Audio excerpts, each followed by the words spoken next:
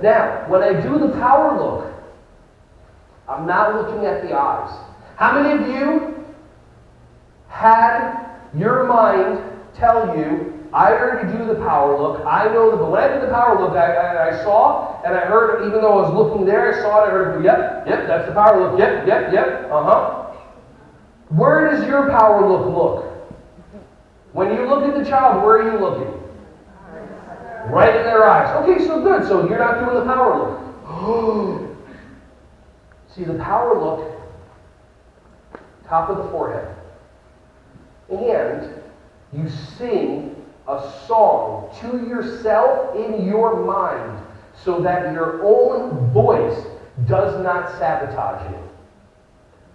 Because as I'm doing this workshop, and I know I'm going to give her the power look because she's looking for attention over everybody else, and she's demonstrating. And some of the teachers in here, you're like, oh, this is perfect. Let's see how he handles it, because this is exactly my kid in my class. So when you do the power look, I'm looking at the top of her hair, I'm looking right where your hair splits, and I'm singing row, row, row your boat in my mind. And I probably had to give you probably good 15 seconds, right? Something like that. Somebody's like, enough, right?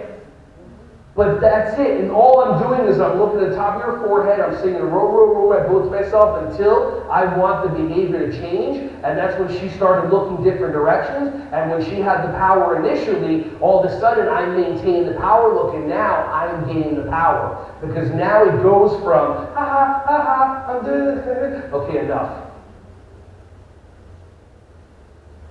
Does this make sense?